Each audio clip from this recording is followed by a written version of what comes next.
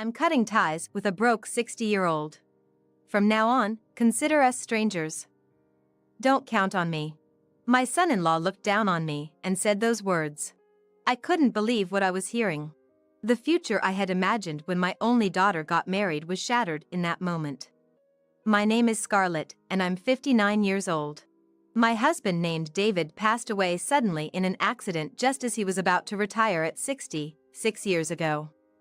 Now, I live in a single-story house that David built, with my 25-year-old daughter, Ruby.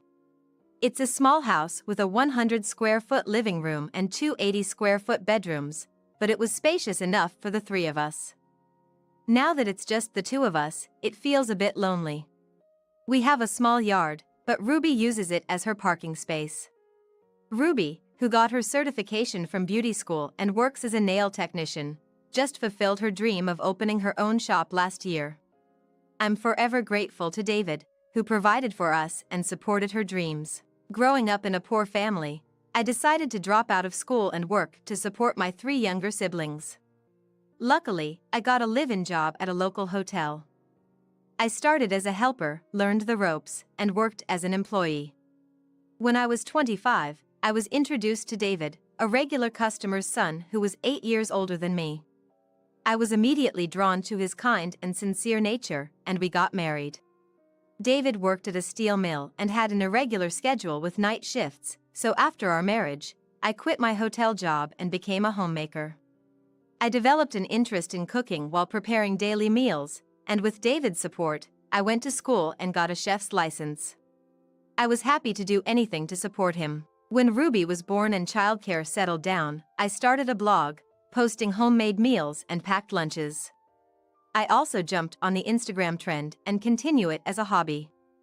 Now, 5 years have been passed since David had passed away. I'm excitedly working on a plan before turning 60. One day, Ruby asked me to meet her boyfriend, so we made plans for dinner. When I arrived at the restaurant with her, a good physique man in a crisp suit was waiting. Nice to meet you. I'm Christopher and I'm dating Ruby. Christopher is a real estate agent at his father's company. He helped Ruby when she was looking for her shop. They told me they were thinking of getting married soon. Seeing how kind and considerate he was to Ruby and how happy she looked, I was genuinely happy for my daughter's upcoming marriage. Please take good care of Ruby. Later, during a family meeting, they decided to get their marriage certificate first and have the wedding next year due to preparations. Time flew by, and Ruby married Christopher and moved to their new condo. With Ruby gone, the house filled with memories of our family of three felt a bit lonely. I'm glad I've been preparing for turning 60. Please look forward to it. I whispered to David's photo and prayed. Just then, my phone rang. Hello, Mom? How are you doing?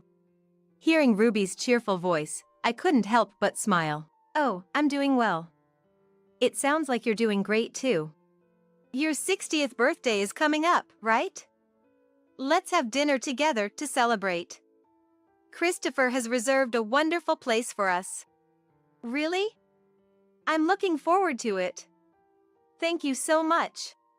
After hanging up, I turned to David's photo, prayed, and spoke to him in my heart. I'm so blessed to have our daughter and her husband celebrate my birthday. It wasn't that I was alone after Ruby got married. I gained another family member in Christopher. I daydreamed about the day I'd be called Grandma when they have children. On my birthday, Rudy led me to a restaurant. It was a famous upscale French restaurant I recognized. In a private room, Christopher, who had arrived earlier, was waiting. Happy 60th birthday, Scarlett. Thank you. Celebrating here is truly special.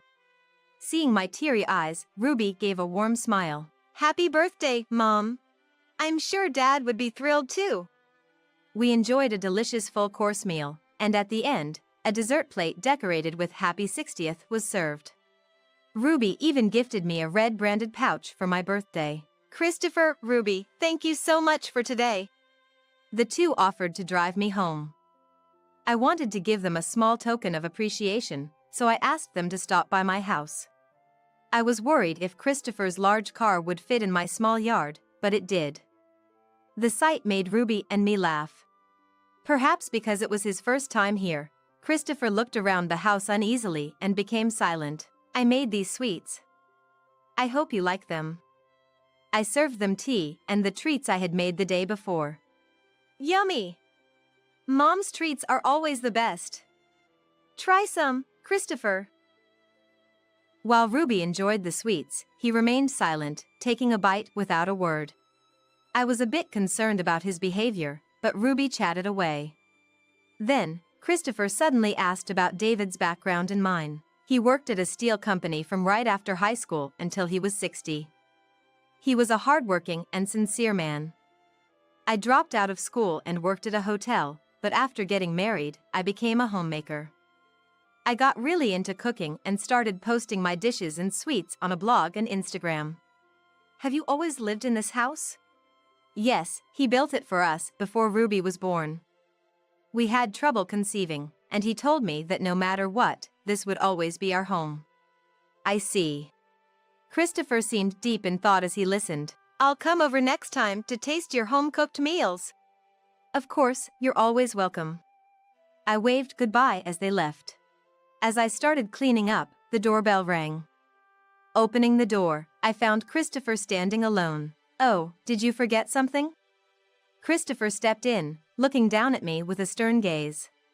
There's something I forgot to tell you. What is it?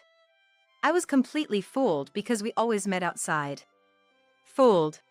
I had no idea what he was talking about. I never imagined you lived in such a small house, struggling financially. Ruby has her own shop and car, and you always look well kept, so I never suspected. I was surprised you served cheap homemade treats when you invited me over.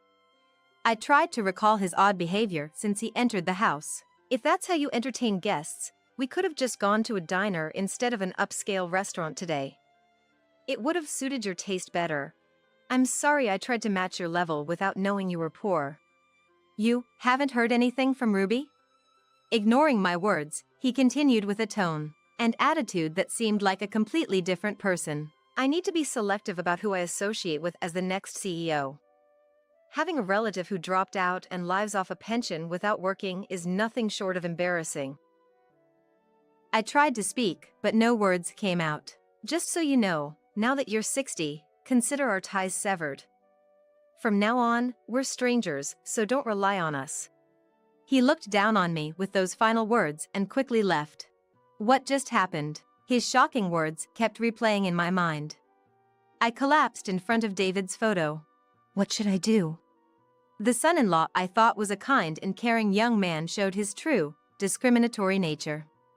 It felt like I had been thrown from heaven to hell. That night, I couldn't sleep, debating whether to tell Ruby about our conversation. In the end, I couldn't bring myself to tell her, hoping she'd be treated well. A month later, I moved into my new home. It's a single-story house with 4 bedrooms, a large yard, and parking for 4 cars, built on a plot equivalent to 4 lots. Even for someone like me who doesn't drive, it's conveniently located near a train station and bus stop, with grocery stores and drugstores within walking distance. Yes, the plan I was excitedly working on for my 60th birthday was to fulfill the dream David and I had for our retirement. I wanted to live in a single-story house with a guest room for when my daughter and her family visit, watch my grandchildren play in the large yard, and spend peaceful days with him. Sitting in front of David's photo, which overlooks the garden, I whispered to myself, I wanted to fulfill your dream. Will I end up alone? Though Ruby, unaware of everything, kept in touch, the situation with Christopher remained unchanged. The excitement of preparing for the move felt like a distant memory. Once I settled into my new home, Ruby suddenly contacted me, asking to stay the night. Seeing her enter the house with large bags, I had an idea of what happened but asked, "What's going on?" She explained that Christopher's attitude changed the day after my 60th birthday celebration, and he began to belittle her. He's been out drinking almost every night and coming home late. Just the other day, I found out he's been cheating. It seems that in Christopher's eyes, Ruby had become nothing more than the daughter of a poor family, despite my hopes that he would cherish her. A few days later, Christopher visited our old house, found it empty, and contacted Ruby to ask where we were. She hesitated, glancing at me, but I nodded, signaling her to give him our new address. As soon as he entered our house, he confronted Ruby. "Whose house is this? Have you been cheating on me too?" "This is my house." Seeing me standing behind her, he looked momentarily surprised. We couldn't just stand and chat, so I led them to the living room and served tea. And high-end chocolates, not homemade treats. Seeing the chocolates, Christopher scoffed. "Trying to show off when you're poor will only make your life harder. You must have stretched your budget thin to afford this house." Wasn't he here to apologize to Ruby? As I remained silent, Ruby, usually calm and cheerful, glared at him. "Stop making assumptions about my mother when you know nothing about her. I know she lived in a shabby, cramped house until recently. Your dad worked in a factory and probably didn't earn much. And she, a dropout, just played around making food, right?" It seemed he looked down on us, even in front of Ruby. She began to explain calmly. "My mother started cooking to support my father. Her blog, where she posted her recipes, became popular, leading her to publish several books and even supervise kitchenware production. She's a renowned culinary expert with various certifications." He looked at me, his eyes wide in disbelief. "Mom never showed her face in the media to ensure our family's privacy. Still, even after retiring from her culinary career, she has tens of thousands of followers on her hobbyist social media. To think you called her cooking just a hobby. Well, she just got lucky and became a topic of discussion. After all, she's just an ordinary person with a husband who had a low-paying factory job." I couldn't let his last comment slide. "I don't care what you say about me, but I won't let you insult my husband who worked hard for our family. He worked at a major steel factory and became a factory manager in his 40s. His annual salary exceeded $100,000, and we lived comfortably." $100,000. He looked back and forth between Ruby and me, disbelief evident on his face. Ruby nonchalantly sipped her tea. "I was told by my husband to spend my earnings however I wanted, but I saved everything. After he passed away shortly after retiring, his untouched retirement funds and even the insurance payout were left." "Why did you live in that old house for so long then?" He seemed genuinely puzzled. "That house was a special place he built for me. It's filled with memories and sentiments that money can't buy." Ruby, who had been listening quietly, finally spoke up. "My parents never splurged on themselves. But they made sure I had a variety of experiences. They covered my tuition, extracurricular activities, and even taught me table manners during our annual trips and restaurant visits." "You mean like at a diner, right?" Ruby, clearly annoyed by his condescending tone, let out an exaggerated sigh. "Actually, the restaurant we celebrated my mom's 60th birthday at is the same place where the three of us dined for my dad's 60th. That's the kind of restaurant I'm talking about." The reason I almost cried when we went to that restaurant was because Ruby chose a place filled with memories with David. "But you were looking for a cheap rental for your nail salon, right?" "Yes, because the nail salon is my dream. I wanted to achieve it on my own, without relying on my parents. That's all there is to it. The only luxury I had was the car my dad bought me as a graduation gift." Christopher, who thought he knew everything, instead of apologizing, accused Ruby as she finished her tea. "Why did you hide such important information?" "Why does my parents' wealth have anything to do with marrying me? I knew my mom never bragged, so I showed you her social media. You would have seen she's a renowned chef. I didn't hide anything."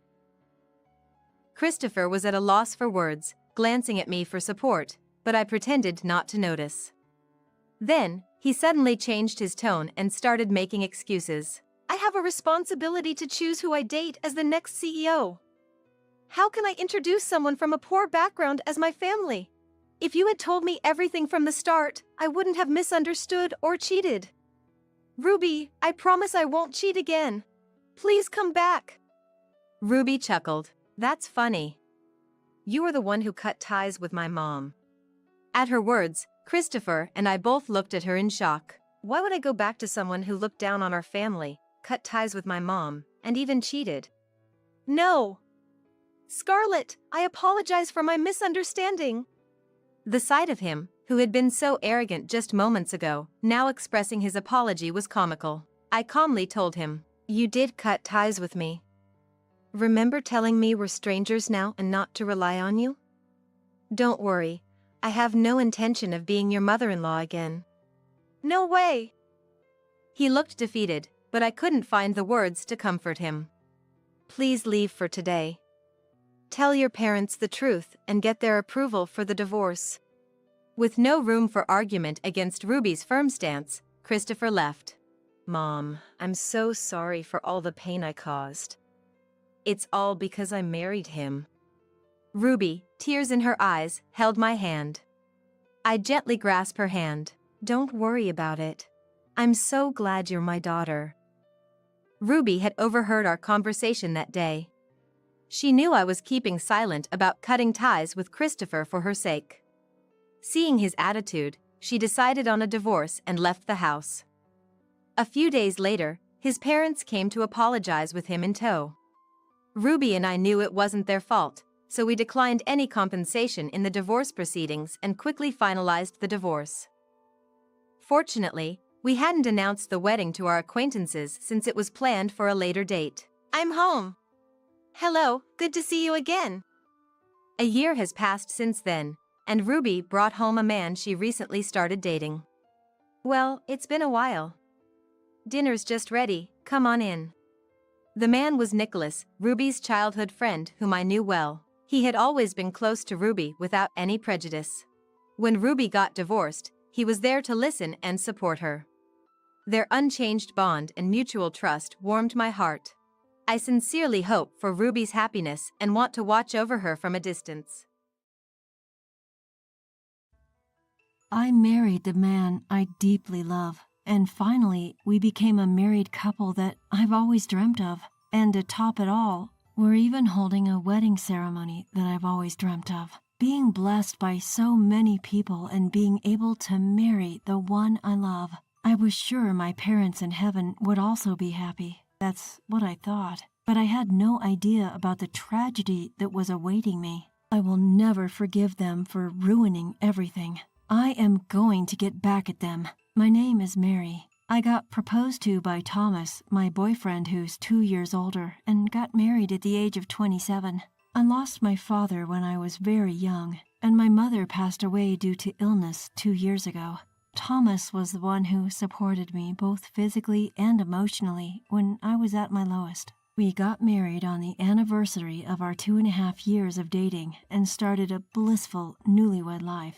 Due to my husband's busy work schedule, we decided to have the wedding ceremony when things calmed down. On my husband's days off, we went to the wedding venue and started preparing for our wedding.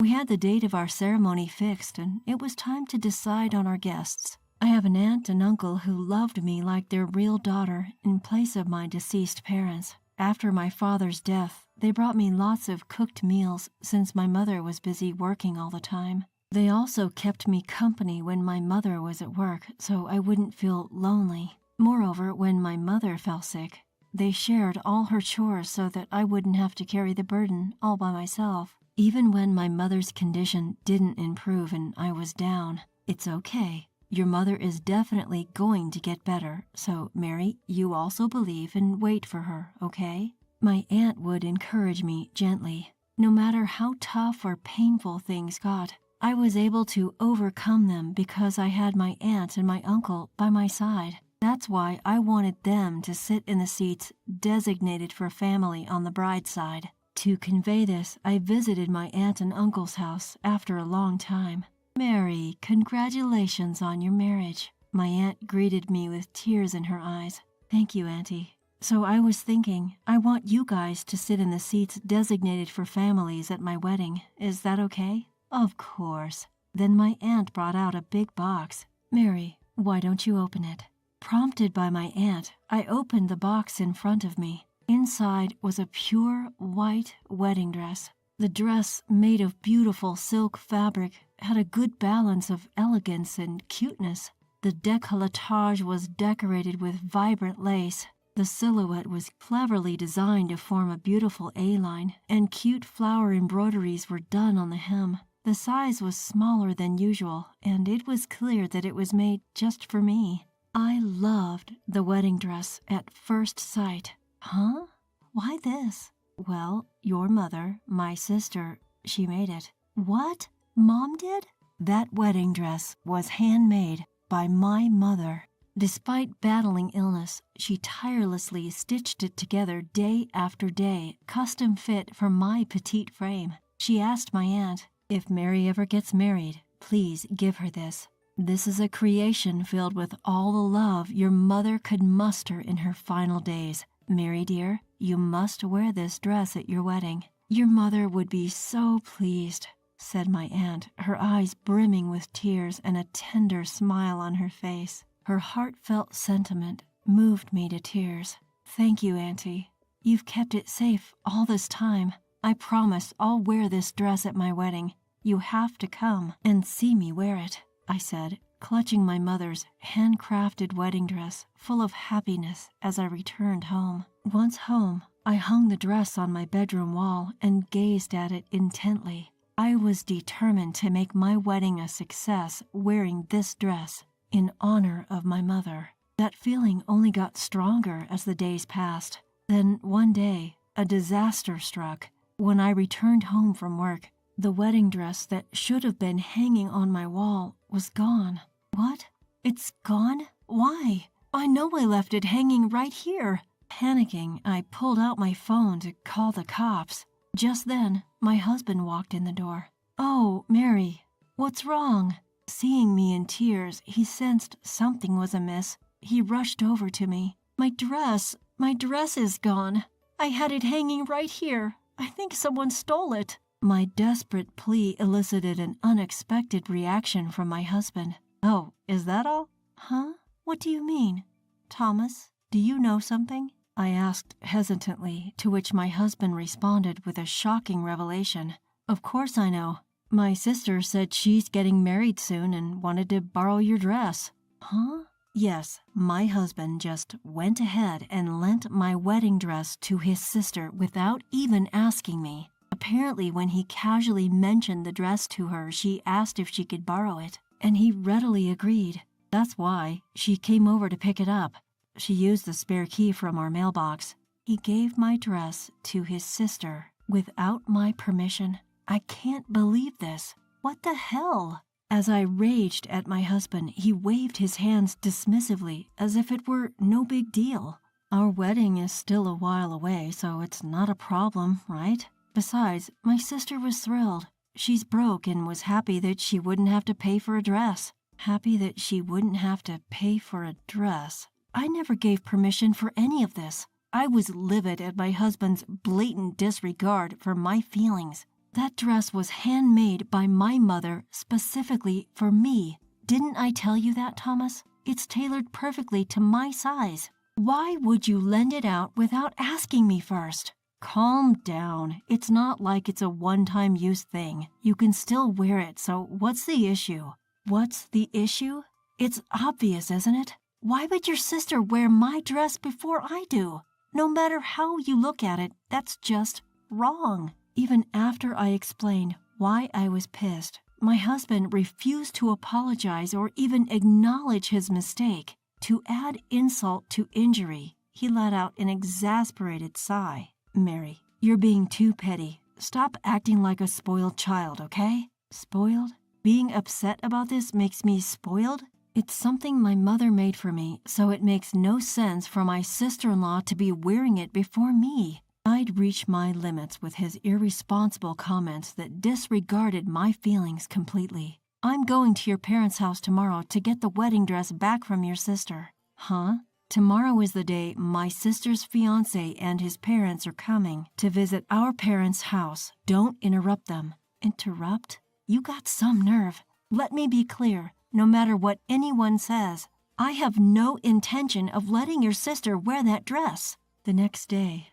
I took a day off of work to go see my sister-in-law. When I arrived at my in-laws' house, I could hear lively voices from the open front door. As I secretly stepped in and listened, Wow, you made this dress yourself? That's amazing, Cynthia. A man's voice, whom I did not know, echoed in the house. Cynthia was my sister-in-law. Cynthia, who was praised, responded in a humble tone. Oh, it's nothing like that. She was flaunting my mother's handcrafted wedding dress to her fiancé and his parents. It took me quite some time, but I really wanted to bring my dream dress to life and have a good wedding, so I ended up making it myself. At that moment, something inside me crumbled with a sound. Her dream dress? What a joke. That's something my mother made with love, just for me. Before I even realized I was already walking towards them, I walked straight through the entrance and seized the wedding dress from my sister-in-law. Then I shouted, "This is mine!" in front of everyone. Everyone present looked at me with surprised expressions. Whoa, Mary, what's happening all of a sudden? My father-in-law asked me in a flustered manner. Ignoring him, I stared sternly at my sister-in-law and revealed the truth to everyone. This dress is something my mother made for me. Your daughter stole it from my room without my permission. What? What? Everyone present was taken aback, their eyes wide with shock, except for my sister-in-law, who turned pale. Hey, Cynthia, don't tell me that's true. As she was questioned by her fiancé, my sister-in-law desperately tried to resist. No, it's not like that. This is really something I made by myself. Realizing that the talk was going nowhere, I decided to question Cynthia. Why don't you try it on then? Since my mother made it to fit my size, I don't think it will fit you. Yes, my sister-in-law is taller and more toned than I am. There's no way she could pull off this dress, which was made to fit my petite frame. Hey, what are you doing? Finally, my husband appeared. My sister-in-law must have called him. His face was beet red with anger. Mary, what the heck are you doing? Are you trying to ruin my sister's wedding? What are you talking about? If anything, I'm the one who's about to have their wedding ruined. I retorted to my husband, and yet again, he started to blurt out something outrageous. Shut up. We canceled our wedding. So give that dress to my sister. Huh? Canceled? That's right. We canceled it. My husband insisted, pressing his point. My sister said she was strapped for cash, so we gave her the $50K we saved for our wedding as a gift. Since we aren't holding the wedding anymore, we don't need that dress, right? You let someone borrow my dress without asking, then canceled our wedding and also gave away the $50K we saved up. Are you out of your mind? So to him, our marriage was just something of that little importance. I could feel myself falling out of love with my husband. As I fell silent, my husband, misunderstanding that he'd won the argument, opened his mouth again. Now you give that dress back to my sister right away. You have no objections about the cancellation, do you? Fine. Let's get a divorce then. Huh? At my immediate reply, my husband let out a dumbfounded voice. Did you hear me? I said divorce. I don't want to be with someone like you who can trample on people's feelings without a second thought. Hey, wait a minute. Why do we have to get a divorce? That's ridiculous, isn't it? My husband started panicking, flustered. Any sane person would have seen this coming. He's just insane. Well, that settles it. As I tried to leave the place, holding the dress. Hold on a minute. My sister-in-law grabbed the end of the dress with all her might. The dress tore in the process, becoming a pitiful sight. Looking at it, my sister-in-law and husband burst out laughing as if they couldn't contain themselves. Serves you right. This is what happens when you mess with my sister. Yeah, really.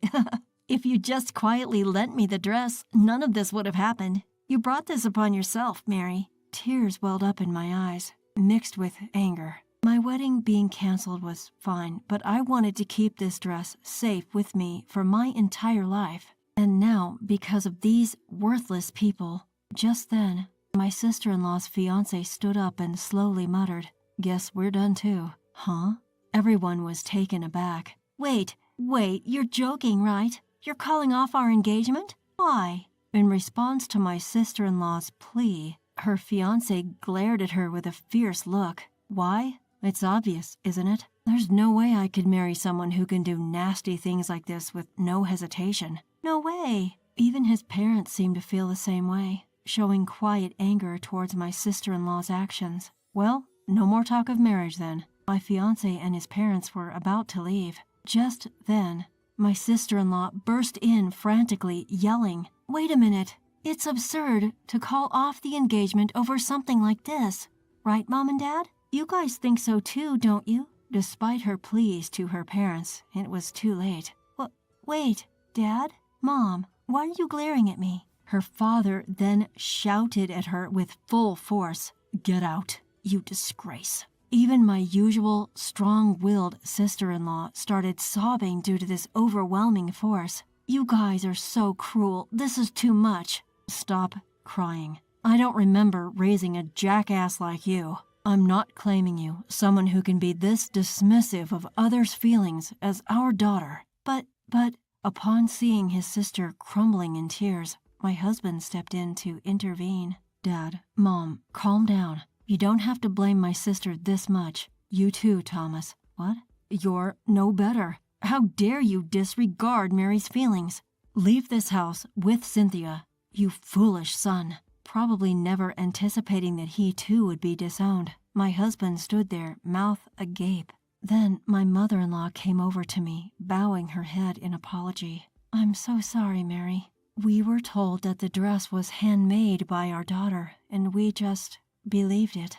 No, it's okay, but I can't continue living with Thomas anymore." "That's okay. It's our daughter's fault. You go ahead and live your life without worrying about it." Her words really hit home. My in-laws had always been very kind to me, so I felt a pang of guilt that things have come down to this. But I couldn't stay with Thomas anymore. "Mary, I'm sorry, I really am. We'll have a proper wedding, just don't file for divorce yet." My husband quickly changed his tune the moment he was disowned by his parents. There was absolutely no chance of me getting back together with such a spineless man. "I will live my own life. I can live a happy life without you." Hearing this, my husband collapsed to his knees. After expressing my gratitude to my in-laws, I left their house. I packed my bags and headed to my aunt's house, where she was greatly surprised. However, in the end, she respected my feelings and welcomed me. As for that torn dress, my aunt mended the torn parts,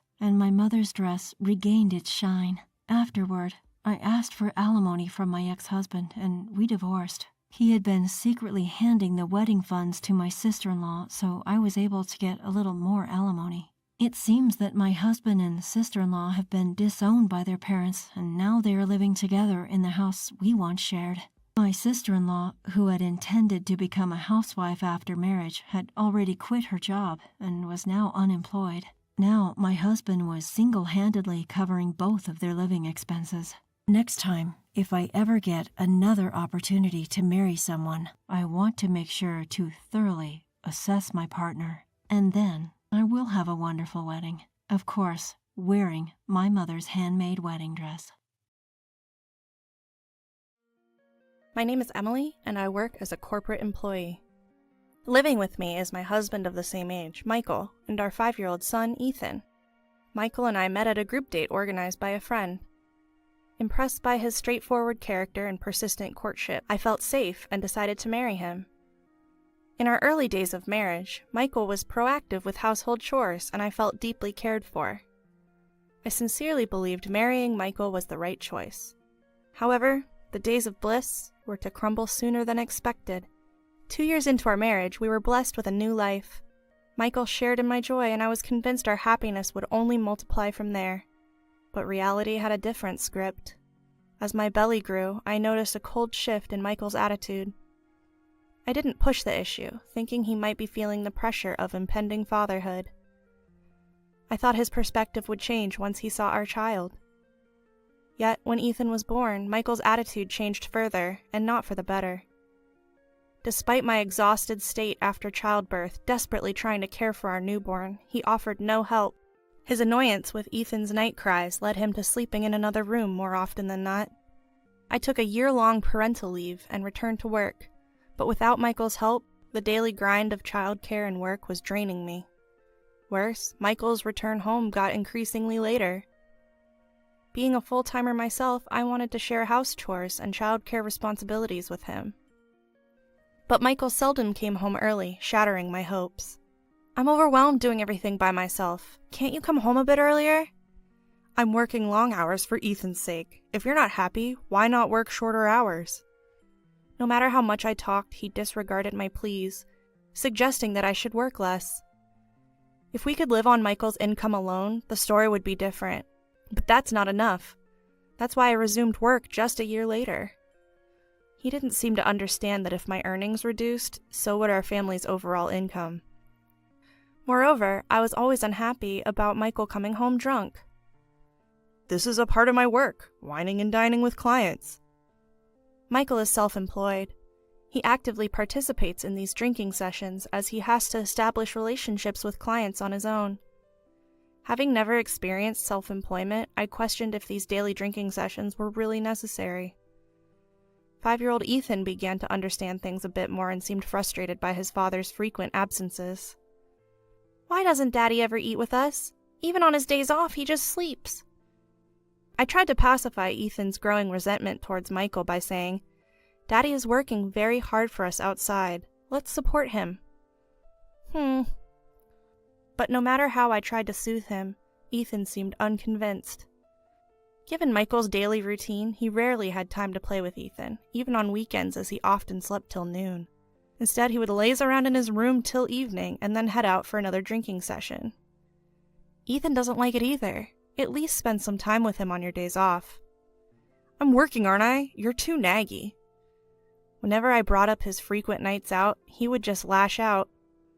Doing my best to keep Ethan calm, our daily lives were filled with our quiet dinners together. Then I found out I'd have to go on a business trip on Saturday. Knowing Michael, he'd likely complain if he had to spend the day alone with Ethan. So, with some apprehension, I told him about the trip. I have an overnight business trip next Saturday. I need you to spend the day with Ethan. Is that okay? To my surprise, Michael seemed pleased. Sure, I'll take the opportunity to visit my parents. His response was the opposite of what I had expected, and I was taken aback. Michael seemed happy as he called his parents. They just sent an email suggesting we all take a trip, so we'll go together. A trip would surely make Ethan happy.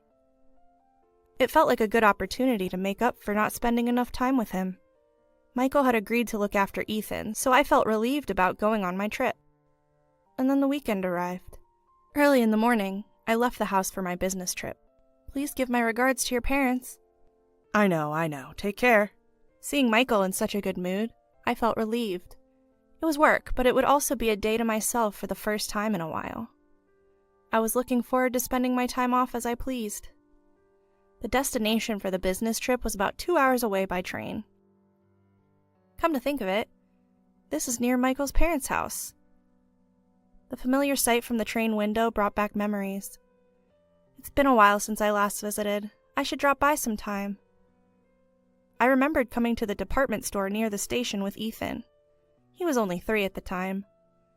After lunch, Ethan was fussing about wanting ice cream. He cried so much that I ended up buying it for him. In the end, he was so full that he could only take a small bite, and it brought a smile to my face. He probably asked for it because we rarely came to this place. I remember being startled by how loud he was crying. As I was reminiscing about Ethan and watching the department store, I heard a boy's voice. I want ice cream. But we just had lunch, didn't we? You can't eat any more. But I really want to eat it.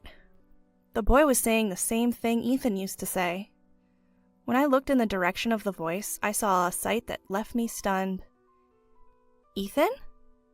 There was Ethan and my in-laws. For some reason, Michael wasn't there, but he said they were going on a trip.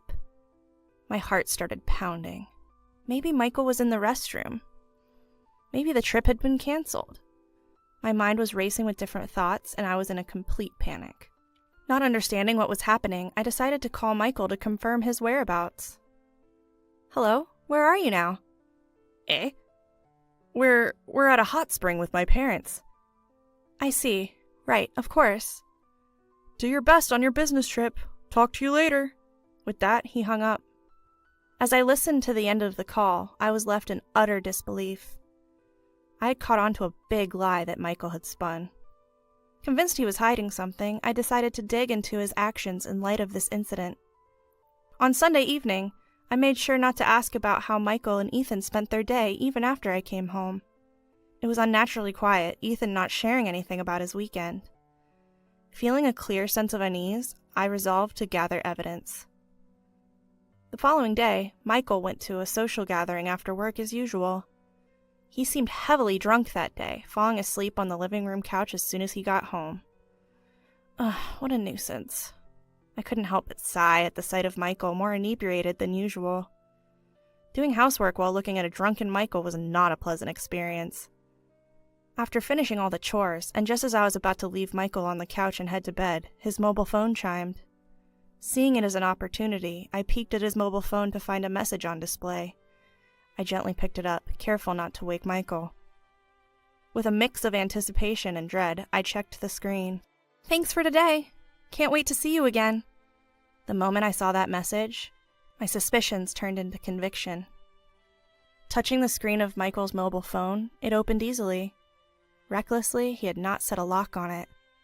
With trembling hands, I went through all the message history. The content was unbelievable. It made me feel dizzy.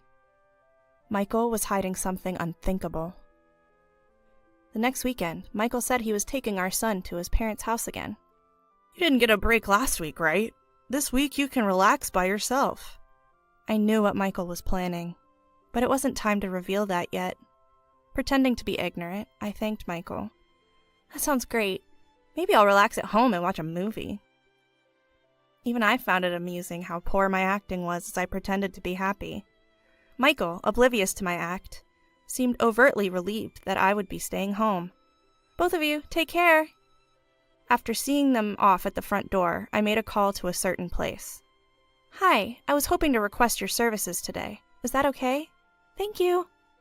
The first step of my plan was successful. But I couldn't relax just yet. I had to move on to the next step immediately. I decided to discreetly follow them.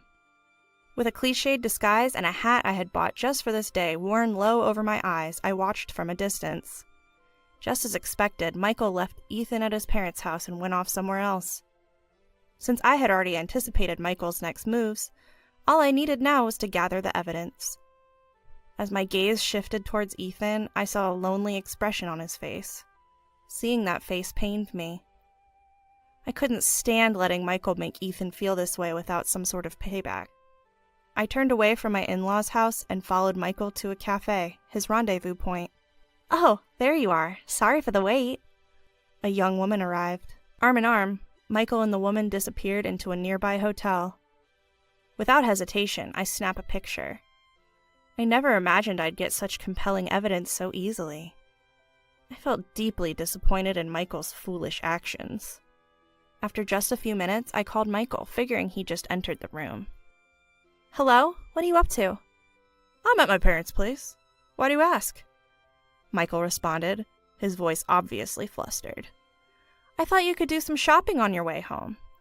With my cheerful response, his voice brightened as if relieved. "Oh, is that all? Sure, I can do the shopping, but my parents asked me to stay the night. I thought I might."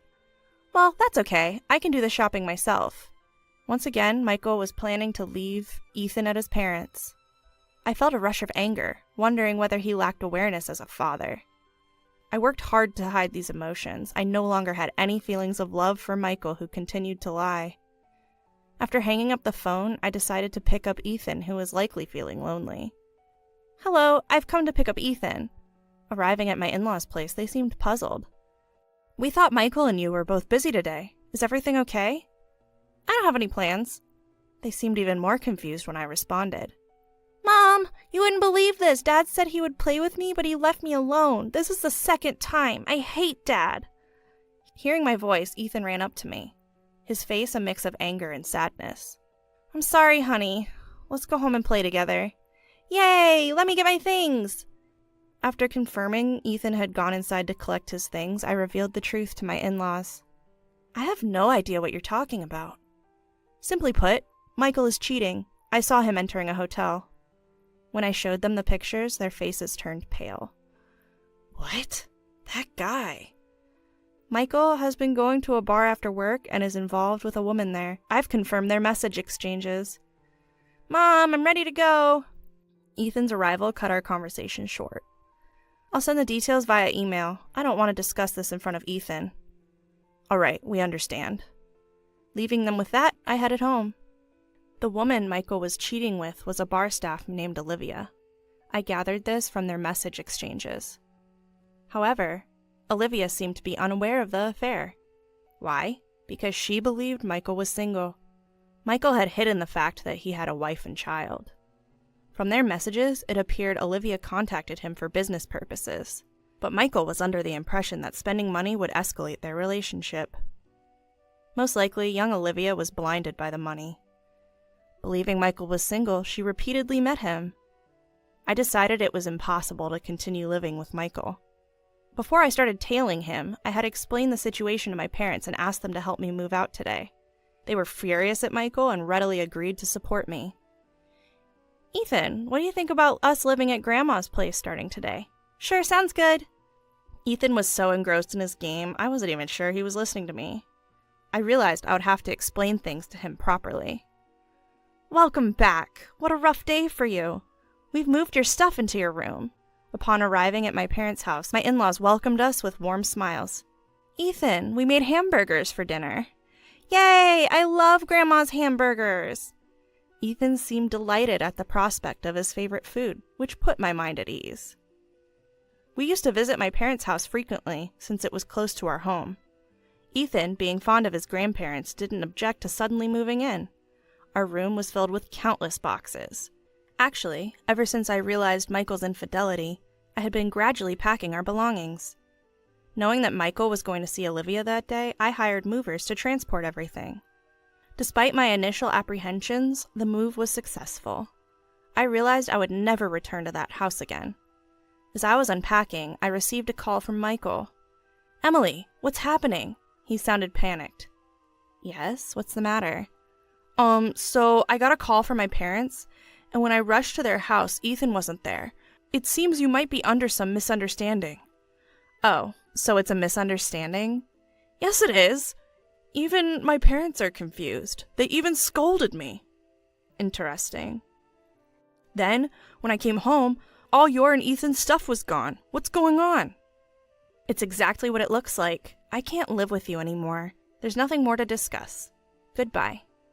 I tried to maintain my composure as I hung up. It was too late for any explanations. Despite numerous attempts by Michael to contact me after that, I ignored him. Ethan, there's something we need to talk about. I knew I had to talk to Ethan properly about this. Daddy was friendly with another woman? You heard that?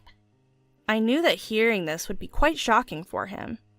While I was trying to find the right words to comfort him, Ethan's reaction was surprisingly calm. I heard it.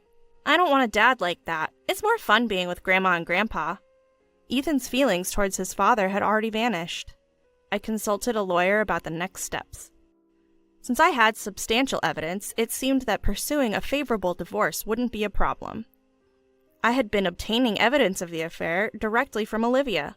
So, you're having an affair with my husband, aren't you? I'm sorry. He offered me money and But I didn't intend to have an affair. He said he wasn't married.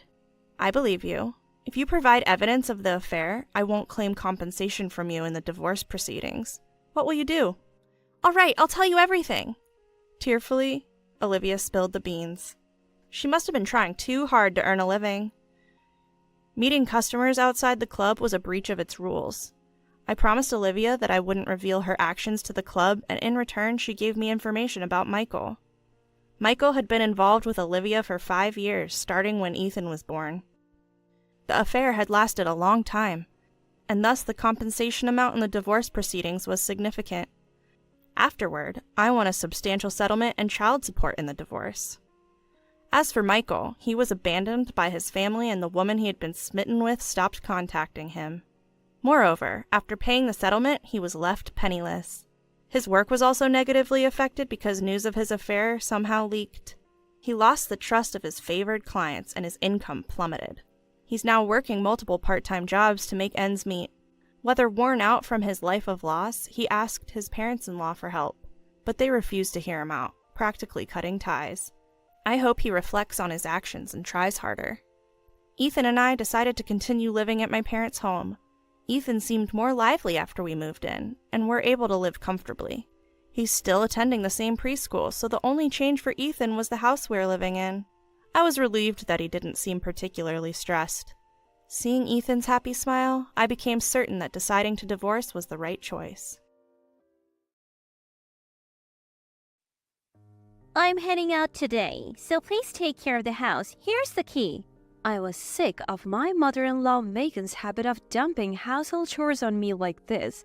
I asked my husband Richard to speak to Megan about it, but she managed to win over my father-in-law Brian with her crocodile tears, making the family accept that it's okay to pile chores on me. And you still haven't cleaned the bathroom. I wanted to shower before Brian gets back. Hey, I'm tired. Give me a massage. She started treating me like a housekeeper. While massaging Megan, I realized something. That's when I started planning to kick her out. I'm Christina, 24 years old. I've been a housewife since marrying Richard 2 years ago. I always dreamed of this lifestyle and was quite happy with it. Richard, whom I met in a college club, was surprisingly mature and cool for his age. He was initially quiet but turned out to be just shy. After a few group hangouts, he started talking to me. We found a lot in common, from hobbies to food preferences, and quickly became friends. Before long, we were hanging out alone more often than with our friends. He promised to me on my birthday in our junior year of college. We were dining in a somewhat fancy restaurant when I mentioned, I'm 21 now, I should start thinking about a job. Richard's proposal was, well, why don't you work for me? Knowing my dream was to be a housewife, Richard promised to work hard so that my dream would come true. We got engaged in college, but living together would wait until after graduation. That was the condition set by my parents. We used our savings from part-time jobs along with money our parents had set aside for our wedding. We decided not to rely on our parents for our new life, so we rented a small apartment we could afford on Richard's starting salary. The apartment was small and a bit far from the station, but married life was fun. Preparing breakfast and sandwiches for Richard, welcoming him home, having dinner, and sleeping together in our small bed were all enjoyable. Still, at that time, I wished for a slightly better life. Looking back, maybe we were happier living just the two of us. Everything fell apart 6 months ago. Richard's parents lived in New Orleans due to his father Brian's job, while Richard, my parents, and I lived in Boston. Brian got transferred back to Boston and they suggested buying a 2-family home. Thinking, parents-in-law were in their 50s, healthy, and had no chronic illnesses. I accepted the offer thinking it wouldn't affect our lifestyle much. Living in a 2-family home will be much better than directly sharing a space, I thought, and welcomed the idea. Brian had a well-paying job, so money wasn't an issue. Brian took care of most of the mortgage payments. For Richard, it was just like paying the rent we had always paid. So we were delighted to move into a bigger, detached house without changing our budget. We hadn't spent much time with Richard's parents, who always lived in New Orleans. We only met them at family gatherings or weddings. Despite this, we had high hopes, thinking, they're Richard's parents, they must be good people. Little did we know about Megan's challenging personality. We renovated a pre-owned duplex and were able to move in about 3 months after the in-laws suggested it. We moved in mid-December. Due to the layout, the more spacious first floor went to the in-laws. We took the slightly smaller second floor with a balcony. The entrances were separate. Next to the in-laws' entrance was a staircase that led to our own entrance. The in-laws were planning to move in April of the following year. They wanted to bring some of their furniture and clothes during the holiday season before the New Year. So we suggested celebrating New Year together. Brian said he was free starting the 28th, so even if they arrived on the 30th, we would have 2 days to settle in. We thought everything would be set by the night of the 31st if all 4 of us worked together, but only the stuff arrived on the 29th. The in-laws didn't show up until the evening of the 31st. Brian apologized, explaining that Megan had refused to come until the last minute. Megan saw the unopened boxes and said, "Oh, you left them like that?" We had considered unpacking but decided against it after discussing with Richard.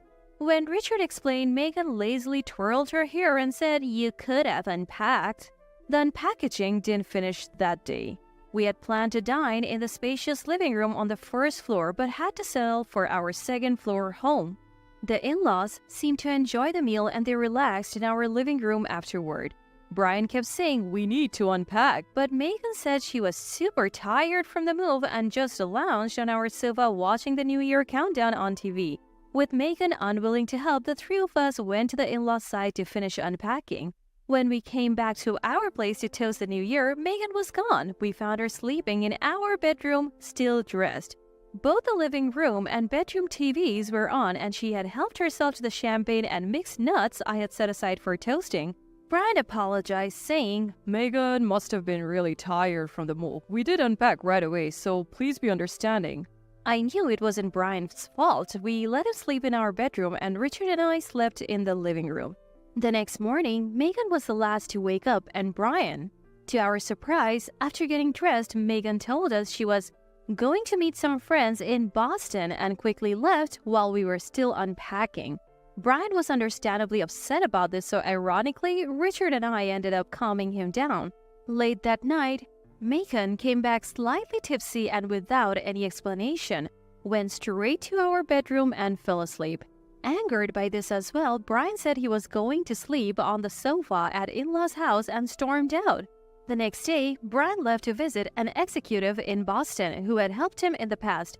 Megan woke up later and also went out with friends. Somehow, Megan returned in the evening with a cheerful Brian. Richard and I had managed to finish unpacking after the in-laws left, and Brian seemed pleased with the progress. We had mostly set up the in-laws' bedroom too, so they slept there that night, allowing me to finally sleep in my own bed. The next day, the in-laws headed back to New Orleans. After seeing them off, I felt suddenly exhausted. Lying on the living room sofa, Richard apologized. "Mom is too free-spirited. I didn't think she would be like this. Sorry for making you do all the work, Christina.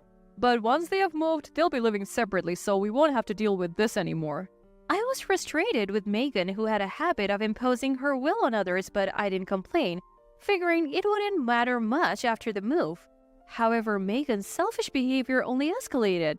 When spring arrived, along with Brian's job transfer, the in-laws moved in, and again, I was expected to help unpack. About 2 months after they moved in, Megan started coming over to our house.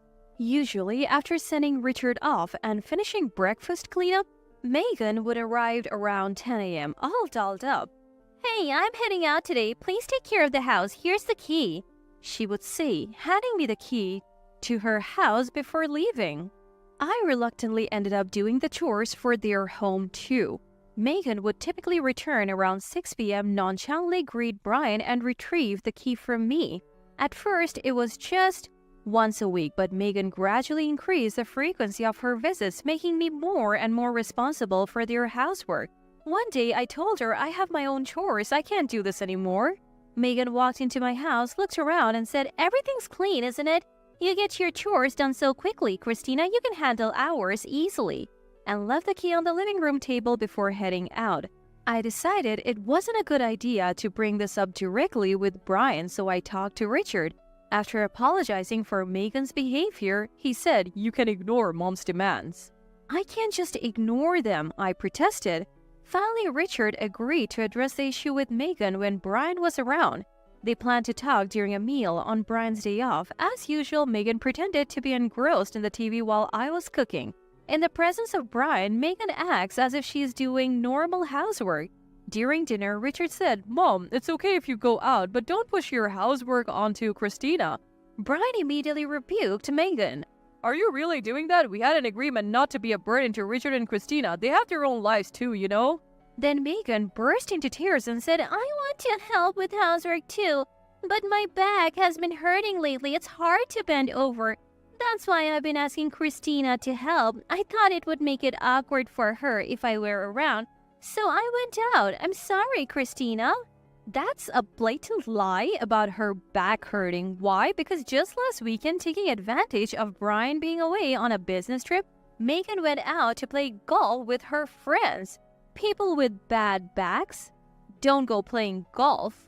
But Brian, who was unaware of all this, said, "I see. I didn't know your back was bad." Christina, could you help with the chores until she feels better? I'll of course pay you extra for it. Brian's anger seemed to evaporate as he became concerned for Megan and turned to me for help. Richard seemed to understand as well, saying, Oh, so that's why. Once we were alone, back at our house next door, I told him Megan's back pain was a lie. But Dad said he's giving us money and you have always managed. So why not? We can be a bit laid back about our own stuff. I'll even tell Dad to make sure you get paid well. So you can buy whatever you want. Just give me a little more allowance in return, he said with a smile. Something we realized after parents-in-law moved here is that the father-son duo, Brian and Richard, are too kind-hearted. They have basic common sense and show anger when it's violated, but their kindness means they easily forgive Megan's filmsy excuses. Megan knew this, so she told convincing lies to get Brian and Richard on her side.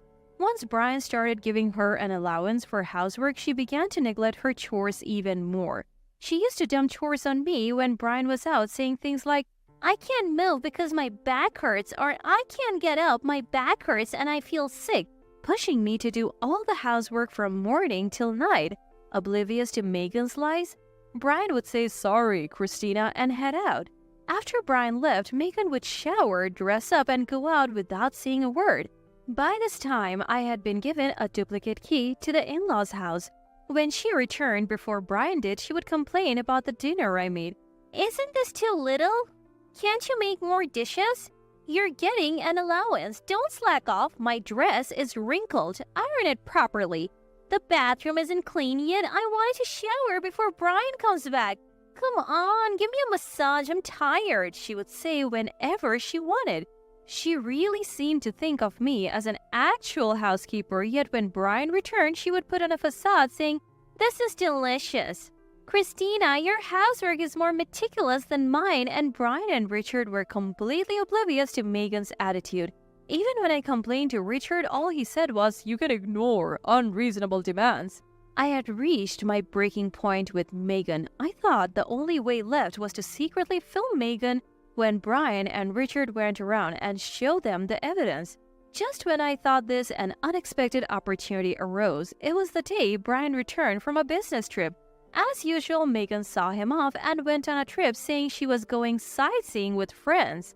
She returned earlier than Brian, as always, and told me to give her a massage because she was tired. "I'm the one who's tired after doing all the housework, not you, Megan," I thought, but saw a red mark on the back of her neck while massaging her shoulders. It looked like a hickey. At first, I thought Brian gave it to her and was impressed that he still had it in him in his 50s, but then, considering he had been on a business trip for about 5 days, I thought, could a hickey really last that long? Could Megan be having an affair? I found it hard to believe that Megan, who had lived in New Orleans her whole life, would have so many friends in Boston. That's why I hired a private investigator to look into it. Luckily, I knew Megan's daily routine, and she always went on trips when Brian was out of town for work, so following her was easy. Long story short, Megan was cheating, and she was being pretty bold about it. Within 2 weeks of hiring the investigator, I had my answer.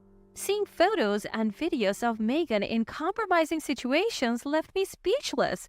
She was holding hands with a man her own age as they entered a hotel. The pictures even showed her passionately kissing the guy at the hotel bar. It was riskier than I had imagined. I was shaking with anger, not just because she was neglecting her housework to have an affair, but because she was betraying someone as kind as Brian.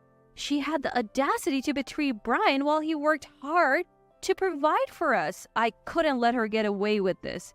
Her birthday was coming up, so I decided that would be the day to put my plan into action. "Why don't we throw Megan a surprise party?" When I proposed the idea, Brian seemed thrilled. Here's the plan. Brian would tell Megan he had to work that day and encourage her to go out for a birthday dinner with the other man. "I'll invite her out to dinner and we can surprise her at the hotel," I told Brian. Brian believed me and pretended to go to work that evening. Megan, after taking longer than usual to get ready, finally left the house saying how disappointed she was that she couldn't spend her birthday with Brian. I had the investigator tail her, and it seemed she did go to the usual hotel where she met her lover. Had she gone somewhere else, I would have had to quickly notify Brian about a change of plans, but luckily, she chose the usual place. As soon as I got word that Megan had arrived at the hotel, I headed there by taxi. We have to expose the truth to Brian before she goes into the room with that man. By the time I arrived, Brian had also sent me a message saying he was there. I knew where they were sitting from the investigator, so I told Brian we still have time before our reservation and led him to the bar. While walking to the bar, Brian was excited, asking things like, Do you think Megan will like this gift? Do you think the surprise will go well? It pained me to see his happiness, but I had to go through with my plan for his sake. Since I knew what Megan was wearing, I was able to identify her from behind. I chose a spot where we could clearly see her back.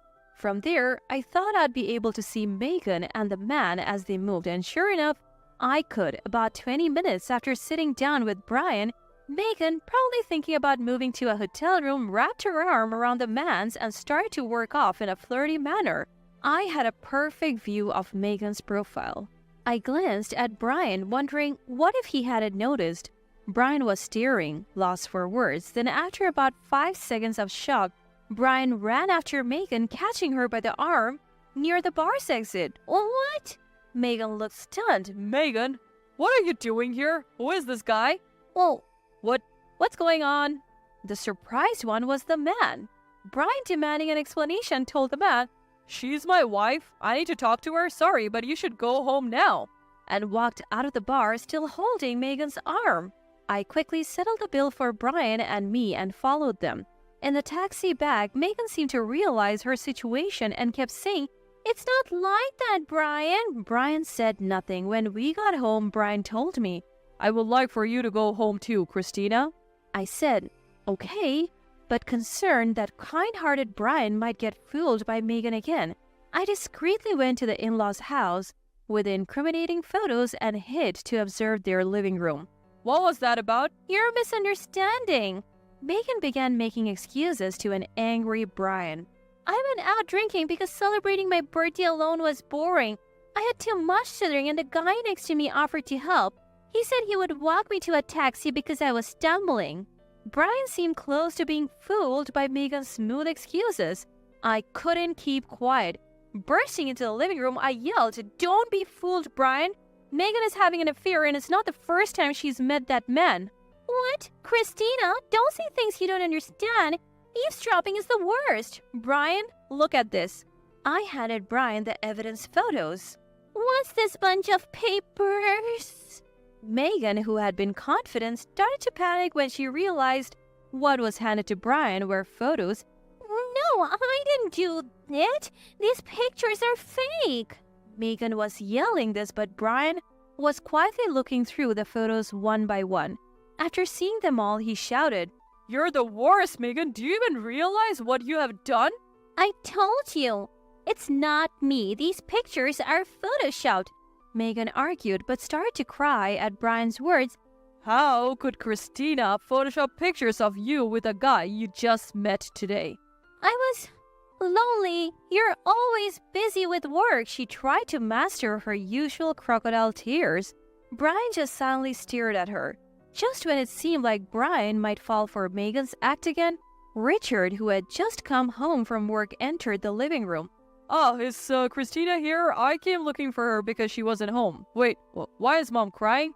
Wordlessly, Brian handed the photos to Richard. Megan tried to snatch them back, but Richard was quicker. What's this? As you can see, it looks like Megan has been having an affair. It's not what it looks like. The devil made me do it, Richard. You understand, right? As Megan tried to cling to Richard, he swatted her away. Don't touch me! Megan collapsed in exaggerated tears. Brian then said forcefully, Get out! I won't. Absolutely not. Please forgive me, okay? She repeated, but Brian ignored her. Megan must have realized that saying anything more was futile. She got up weakly and started packing her things. Finally, she yelled at Brian, Fine, he listens to me and only loves me. I'm happier with him, and stormed out of the house, but it seemed she couldn't get in touch with the other man. It seems like he thought Megan was single and vanished before getting slapped with alimony for the affair. Megan returned the next day and tearfully apologized to Brian, saying, "I'm sorry." This time, it wasn't her exaggerated sobbing ad. As she left the house, she seemed genuinely remorseful. Still, Brian didn't forgive Megan. He changed the locks on their house that same day and kicked her out for good. Half a year has passed since then, and my parents-in-law have divorced.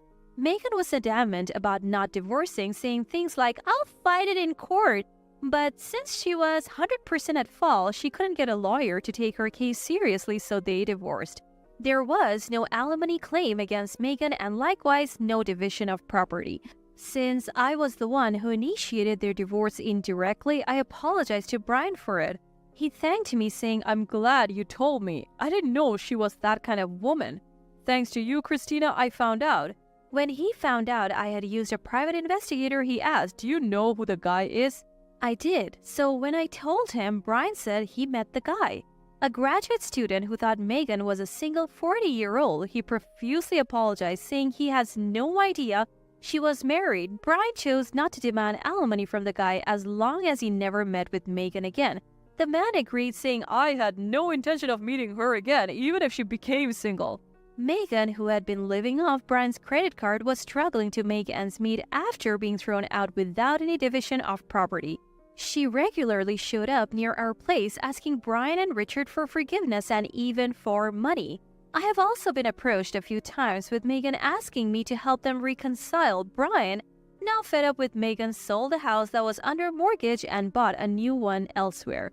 Both Brian and Richard considered moving out but decided against it, as I had no issue with kind-hearted Brian and it would be hard for him to live alone. Since moving to the new place, Megan hasn't bothered us and we're living happily.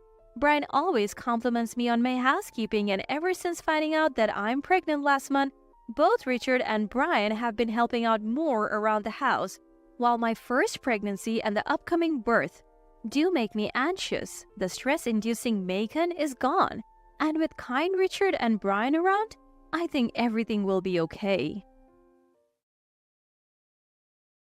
Welcome home! The bath is ready. I'm hungry, so the bath will be after. Prepare me dinner. Sure thing. This has been the same old conversation between me and my husband for decades. My name is Karen.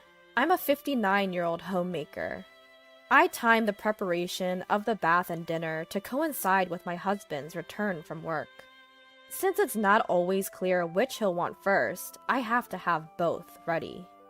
"Hey, bring some tea." When he says that, I simply respond, "Sure thing," and prepare the tea. I've been living this life for nearly 40 years, so for me, it's just as usual. I got a job right out of high school, met my future husband, who was my boss at the time, and we got married.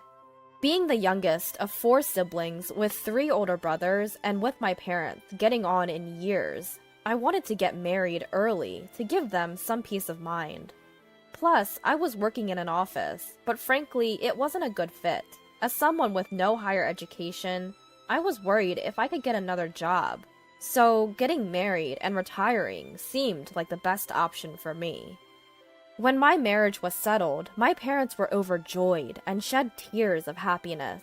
Not long after my daughter was born, they moved into a nursing home, leaving me the family home. I thought my prideful husband would oppose moving into my childhood home, but he figured it was better than renting, so we renovated it and moved in. He hardly did any housework or childcare, but the fact that we raised our daughter comfortably until adulthood is thanks to him.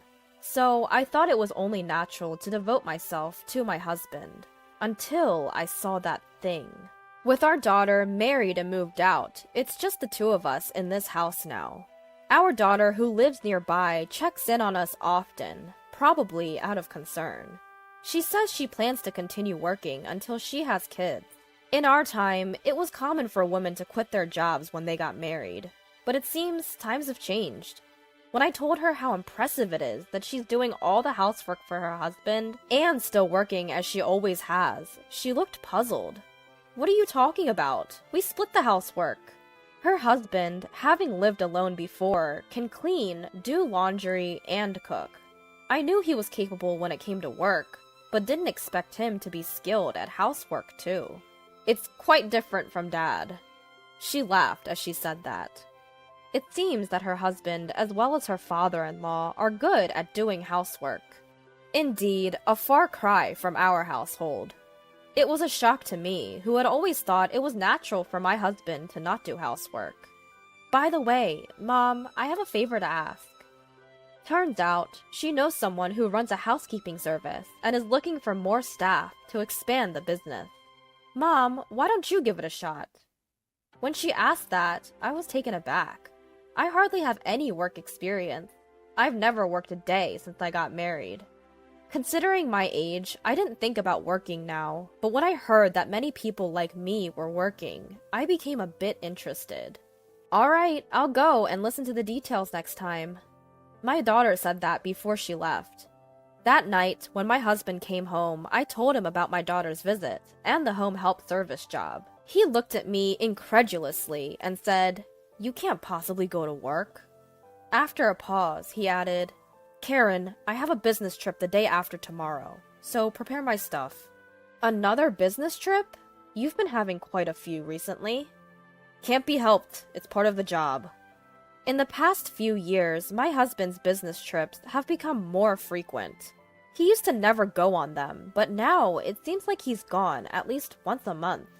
And of course, I'm the one who prepares for his trips. I was also preparing for this trip, but due to the bad weather lately, the laundry didn't dry properly. I had forgotten to add one of his spare dress shirts. This had never happened before, and I thought it might be because I was getting old. But I couldn't embarrass my husband, and I thought I might still have time. So, I called my husband, who had already left home. I called his cell phone several times and even sent an email, but there was no response. Then, I realized that he had left his cell phone at home in the bedroom. My husband, who is not very interested in cell phones, occasionally forgets it when he goes to work. He doesn't seem to have much trouble because he doesn't go out much at work, but I suppose it's a different story when he's on a business trip. In a panic, I called his office. The person who answered was one of his subordinates. When I told him that my husband had forgotten something for his business trip and I needed to contact him, he said, "Business trip? Please wait a moment," which made me wonder. Even though he's a direct subordinate, he doesn't know about his boss's business trip? As I was thinking this, I was told, "I'm sorry, he seems to have gone straight to his business trip destination without stopping by the office." I asked about my husband's business trip destination and his companion, but they said they couldn't disclose that information. I was told something about the company's confidentiality obligation, and I agreed to have them tell my husband about the forgotten item instead. After a while, I heard a car stopping outside, and the doorbell rang. It seemed that my husband had come back home because he had received a call from the office. I apologized to my husband and handed him his dress shirt and cell phone. When I saw my husband off outside, I saw a woman sitting in the driver's seat. I nodded slightly to her, but she ignored me.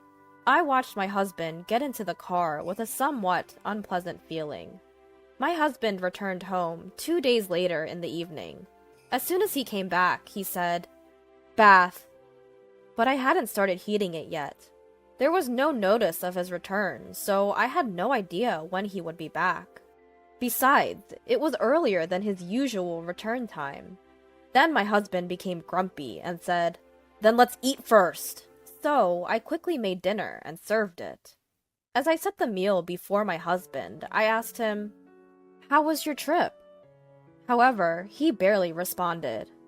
"You wouldn't understand even if I told you. You've never worked."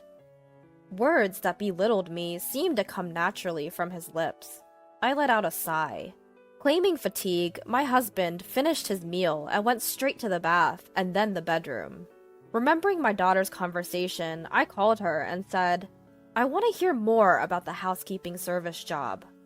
For the 40 years since I got married, all I did was household chores and child rearing, so even if I thought about working, I believed I wouldn't be able to do anything. But with a housekeeping job, I might be able to put the 40 years that seemed wasted to good use. With my daughter out of the house and my time alone at home increasing, I also wanted to have a bit more interaction with people. So I decided to give the housekeeping job a shot. My husband was against it, but I obtained his approval by ensuring that I wouldn't be out of the house when he's home and that I would continue to keep the house clean as usual. Once I started working, it felt refreshing to be able to earn money and receive appreciation for doing housework. My daughter used to thank me occasionally, but ever since it became just the two of us, my husband has never said a word of thanks.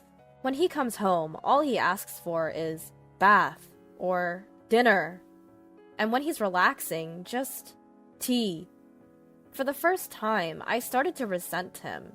In the past, we used to have more conversations, but at some point, I realized deep down that I was being treated like a housemaid. Once I got used to the job, I was assigned a new client. A woman living alone, she seemed to be slightly younger than me. When I visited the woman's apartment, I felt I had seen her somewhere, but I couldn't remember. The woman left the house after giving me instructions, saying she had work to do. Her room was in chaos due to her busy schedule, so I started by tidying up. As I was cleaning, a photo caught my eye. I couldn't believe what I was seeing. The woman who had hired me was in the photo with my husband. That's when I realized that this woman was the driver when my husband had stopped by the house because he forgot something on his business trip. I couldn't take this photo home, so for now I decided to keep it to myself. With mixed feelings, I finished my job for the day. That night, as soon as my husband came home, he said, "I have a trip tomorrow, so hurry up and prepare for it." "Another trip?" I asked, to which my husband, who seemed grumpy, said, "I can't help it, it's my job. Unlike you, who just get paid for housework, I have a tough job." Is he so determined to look down on me? My resentment towards my husband grew. On the day my husband left for his trip, I steeled myself and entered his room. I had never imagined the day would come when I would suspect my husband of infidelity. And I guess my husband thought the same, because I found evidence of his infidelity quite easily. He had the same photo that I had seen in that woman's house. Inside his drawer, there were numerous photos, and I discovered letters from his mistress. Letters that read things like, "My wife is just a housekeeper. I'm so happy when you tell me you love me." Her name was on them. It confirmed his infidelity. I hastily consulted my daughter. Luckily, it was her day off, and she said she would come immediately. When I told her everything, my daughter was even angrier than me. "What do you want to do, Mom?" she asked. For the first time, I realized I had a choice. So I told my daughter that I wanted to get a divorce. Even though all I know is housekeeping, the fact that my husband called me a mere housekeeper ignited my anger more than it brought me sadness. I was betrayed by the husband I had devoted myself to. With that in mind, I wanted to be away from him as quickly as possible. My daughter offered that if I felt that way, I could move out and live with her. But I felt guilty about involving her husband, and above all, I own this house. I didn't want to leave my husband in this house. But I thought moving out might speed up the divorce, so I started to prepare to move and rent an apartment. My daughter found a lawyer, and I seriously started to take steps toward the divorce. A week later, I consulted with the lawyer, gathered the evidence, and wrote the divorce papers. I brought it up to my husband when he came home. "I want a divorce," I said. He scoffed. "Out of the blue? What will you do after the divorce? You've barely worked a day in your life. You think you can survive on your own?" His words hurt, and holding back tears, I replied, "Even so, it's better than living with someone who's cheating on me." He laughed. "Cheating? What are you talking about? That's not cheating. She's my lover. In other words, she's the main one and you're just the housekeeper. You didn't notice for over 10 years and now you suddenly care? If you hadn't noticed, you could have lived here without a care in the world as a housekeeper. What a pity." He didn't even deny the affair. Was he really this terrible of a person? When I presented him with the divorce papers, he snatched them, filled them out without hesitation, and shoved them back at me. I'm ready for a divorce anytime. I'll give you until tomorrow. If you're getting a divorce, leave this house, he said and went to the bathroom. The next morning, for the first time in decades, I broke my routine. I didn't prepare breakfast or lunch for my husband, nor did I wake him up. I left the house early in the morning. He usually wakes up at 7. I left before that and went to a local diner. How refreshing it was, taking breakfast in a sparsely populated diner. The scene before me was so extraordinary, it felt somewhat beautiful. After a while, my cell phone started ringing several times. It was from my husband. Not the type to text, he usually prefers to call. Chances are, if I answer, he'll just end up berating me. Ignoring him, I turned off my phone.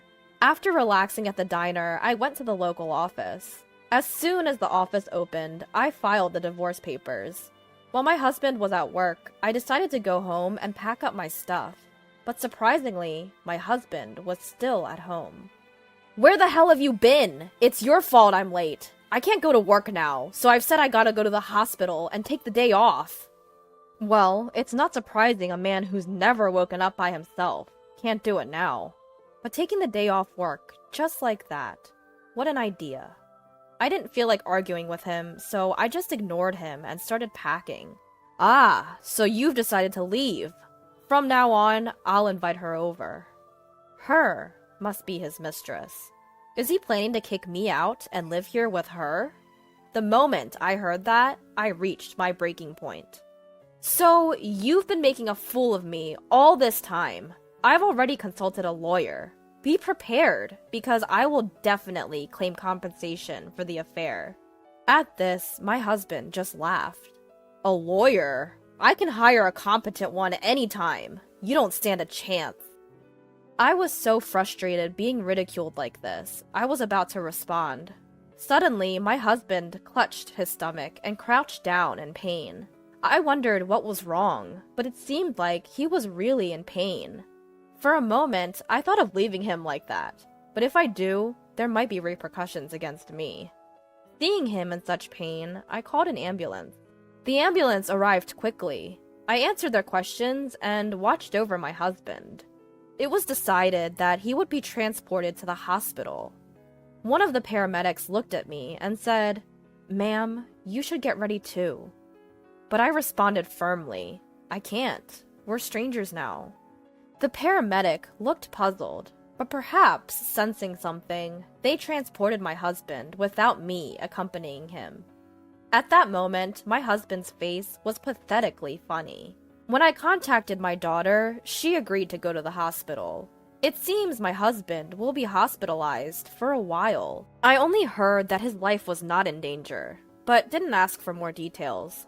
After all, he's a stranger to me now. It'd be a problem if I develop unwanted feelings. I told my daughter, and she understood.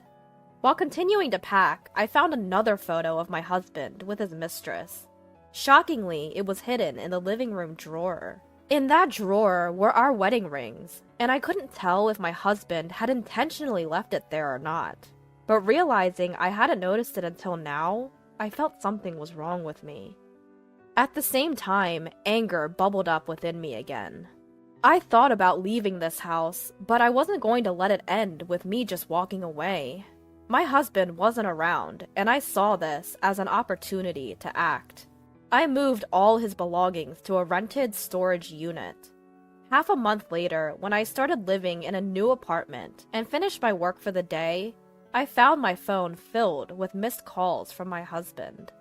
As I was about to drop my phone in surprise, another call came through. I reluctantly pressed the answer button. "Hey, where are you right now? Why can't I get into the house?" My husband's voice echoed. It seemed he had been discharged from the hospital and had returned home. I laughed. "Congratulations on your discharge. That's no longer your home, so why don't you go to your mistress's place?" "What do you mean?" he shouted, but I didn't back down. "I sold the house. You seem to be mistaken, but the house was in my name. I can do whatever I want with my belongings, and it's none of your business. Besides, I've graduated from being your housekeeper. We're already divorced, so do whatever you please. Divorce? He must have forgotten about signing the divorce papers half a month ago, or maybe he thought I wouldn't really go through with it. He seemed bewildered, but I hung up. Later, I claimed damages through a lawyer from both my ex-husband and his mistress. My ex-husband had boasted he could easily hire a competent lawyer, but given the evidence and duration of the affair, no lawyer was willing to take a losing case. Thus, I was able to secure a significant sum of money. From what my daughter heard from my ex-husband, his affair was apparently well known within his company, which made sense considering the reactions I got when I called his workplace. In reality, he wasn't on business trips, but vacationing with his mistress. But once the divorce was finalized, my ex-husband became the butt of jokes at his office for being left by his wife and having his house sold off. Apparently, he felt quite uncomfortable. His colleagues and subordinates were heartless. Furthermore, when he went to his mistress's place and she was also asked to pay damages, she complained that this wasn't what she signed up for and left him. How could she say such a thing after getting involved with a married man? My daughter, unable to forgive her father's infidelity, cut off all contact with him afterwards, so I don't know what happened to him. Given his high pride, he might not be able to stand being laughed at work and might have quit the job. He might have moved back to his hometown, which is far away from here. I thought I was powerless. But once housework became my job, I realized the time I'd spent wasn't wasted, and now I'm living a fulfilling life. Here you go. What my husband handed me was unmistakably divorce papers. It was so sudden that my mind couldn't catch up. The voice I managed to squeeze out was trembling noticeably. Why? We've never even mentioned divorce before. Isn't it obvious? Because you're infertile. In the end, we divorced. I was forced to take all the blame and end the relationship unwillingly. However, the tragedy of my husband was to come several years later. My name is Michelle. I'm 27 years old. I married Jake, who's the same age as me, and we're in our 3rd year of marriage. Jake and I were classmates in college, and we've been dating since then. After graduating from college, we went through the unfamiliarity of working life and eventually got married. We've always been more like best friends than a couple. It may not be as romantic as the typical couple, but this relationship where we could talk about anything with complete honesty was comfortable for me. We've had arguments at times, but our marital relationship has been good. I thought we were going to live happily forever. Until one day, in our 2nd year of marriage, Jake came home looking grumpy. Hey, Michelle, aren't you pregnant yet? Huh? Why this sudden question? My mom asked why we don't have kids yet after being married for 2 years. That again? We talked about this, that children are a gift, remember? That might be true, but it's been 2 years already, right? It's honestly stressing me out to be constantly nagged by my mom. What am I supposed to do about that? Ever since we got married, my mother-in-law has been saying that she wants to see her grandchild soon. It's nice that she's looking forward to a grandchild. And if I could, I'd love to do that for her as soon as possible. But no matter how much time passed, we just weren't being blessed with a child. From my perspective, we've only been married for 2 years, but from my mother-in-law and Jake's point of view, it's already been 2 years. Recently, every time I see my mother-in-law, I'm reminded about children, and sometimes Jake even brings it up. Pregnancy is an issue between the couple. Yet my husband and my mother-in-law would blame me as if it was my fault. Because of this, our intimate moments have decreased, and we've been arguing more than before. This can't go on. I decided to express my feelings clearly. Jake, I don't think we need to rush this. What? Why are you so casual about it? With a disgusted look, my husband responded to my words. Do I have to keep hearing the nagging from my mom forever? That's why we should tell your mom. that we should leave it to nature. If she could understand that, we wouldn't be having a hard time. Just try a little harder, please. What? What does that mean? It sounded as if I wasn't trying hard enough. What does try harder mean anyway? Is it such a bad thing that we haven't been blessed after 2 years of marriage? I couldn't understand my husband's perspective, and I was about to yell at him, but I didn't want to escalate the situation. I swallowed my anger, but my husband added fuel to the fire. You know, I've been thinking for a while now. Michelle, are you infertile? What? What are you talking about? Isn't it obvious? Isn't it strange that we haven't had any children? How does that make me the problem? It could be both of us, or it could be you, Jake. What? Why me? It's usually the woman's problem when a couple can't have kids, right? What? Are you serious? His unbelievable statement left me more stunned than angry. Please stop with the stereotypes. We're only 27, you know. We're not in a hurry. But my mom says she wants to see her grandchild soon, so we can't help it. Why do we have to cater to your mom's wishes? Look, just go get a fertility test or something, okay? My husband dropped the topic one-sidedly and locked himself in his room. Left alone, tears welled up in my eyes from all the anger and sadness. What on earth? How can he say such things so casually? As if it's all my fault when this is an issue between us. He could easily tell his mother straight out. From that day, our relationship as a couple deteriorated rapidly. I did as he told and had a fertility test, but it turns out I don't have any issues. Even when I shared this, his attitude didn't change at all. If anything, he's become even colder since it was confirmed that there's no problem on my end. Even when we're called to his parents' house together, I'm the only one who gets blamed. Michelle, I heard the story from Jake. His mother yells at me, mercilessly. You apparently told Jake that you shouldn't rush into having kids yet. I've said it before, having children is a blessing. Enough! How long are you going to have this laid-back attitude? You're almost 30, aren't you? Yes, I am, but there are plenty of people who have children past 30 these days. Don't make excuses. You've been married for more than 2 years, and you still don't have children. My husband didn't defend me, even when she hurled such insults at me. Moreover, his icy gaze seemed to say, It's your fault. I couldn't get through to them, and I was just constantly criticized. With all the blame being thrown at me, I felt like my heart was about to crush. And then his mother delivered the final blow. Oh, I shouldn't have approved of this marriage with an infertile woman. I'm not infertile, I wanted to retort, but the words got stuck in my throat. All that came out were tears. Even seeing me like this, my husband didn't offer any kind words, just let out a small sigh. Several days later, since then, I barely talked to him. Of course, no intimacy either. What used to be a happy life turned upside down and became like hell. On this day, as usual, I was preparing dinner in a gloomy mood, waiting for him to come home. As soon as he got home, my husband stormed towards me. Here you go. What he handed me was unmistakably divorce papers. Why? We've never even mentioned divorce before. Isn't it obvious? Because you're infertile. What? I couldn't comprehend what was happening. It was all too sudden.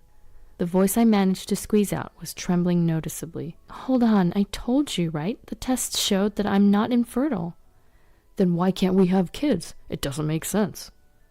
If you think so, why don't you get tested, Jake? What? Why me? Isn't infertility a woman's issue? That's not necessarily true. The doctor even said that the cause could be on the male side. At that, my husband shouted, Shut up! Louder than I'd ever heard him before. Seeing his terrifying face for the first time, my shoulders trembled unintentionally.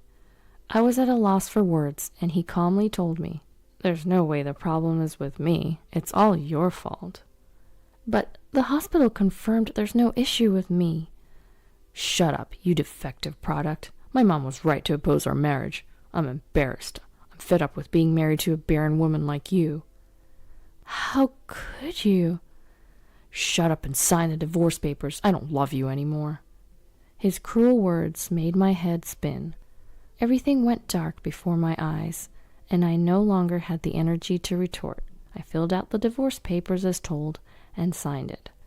When I finished, my husband coldly told me, "Pack up and get up by tomorrow." What? So soon? Don't talk back. Make sure you submit the divorce papers, got it? I understand. The next day, I did as I was told and packed up my things. After leaving the apartment I had shared with my husband, I submitted the divorce papers on my way back to my parents' house. Just like that, our marriage came to an abrupt end. For a while after that, I was weighed down by the divorce. It was only possible to recover because of the support from my family. From then on, I spent my days off going out with local friends or making time for my hobbies. Doing so gradually faded the unpleasant memories of Jake, and I was steadily stepping into a new life. 2 years later, I remarried a man I met at the gym I started going to for my hobby. We were able to have a child right away. I wasn't infertile after all. There was no reason for me to be blamed. Just knowing that I could become pregnant lightened my heart. I'm glad I divorced Jake. I thought that from the bottom of my heart. Then one day, I got an invitation to a college reunion from a friend. Jake, my ex-husband, was in the same year, so I thought it would be awkward to meet him and was going to decline, but apparently he had already informed them that he wouldn't attend. I was also entering my second trimester, and I wanted to announce my marriage to my close friends. So I decided to attend the reunion. The day of the reunion finally came. I dressed up for the occasion and headed to the venue. Seeing my slightly swollen belly, my friends rushed over and showered me with congratulatory words. "Michelle, congratulations! We were worried when we heard you got divorced, but you look so happy. I'm really glad you met someone nice. Congratulations!" Tearing up, I thanked my friends. There I was, enclosed in this room of happiness. But that was short-lived. "Wait, Michelle?" A familiar voice disrupted the peaceful atmosphere. Jake was standing there. He approached me with a smug grin on his face. "Long time no see. How have you been?" "Jake, I was told you weren't coming to the reunion today." "I just happened to attend a company party nearby, so I just popped in." "Oh, I see. Well, I'll be going now." As I tried to walk away, he stopped me. "Hold on a minute." The next moment, he said something that made my ears burn. "Hey, Michelle, you've put on some weight, haven't you?" "Excuse me?" "Whoa, you've gotten fat. I guess you won't be remarrying anyone." He looked me up and down, laughing at me in a demeaning way.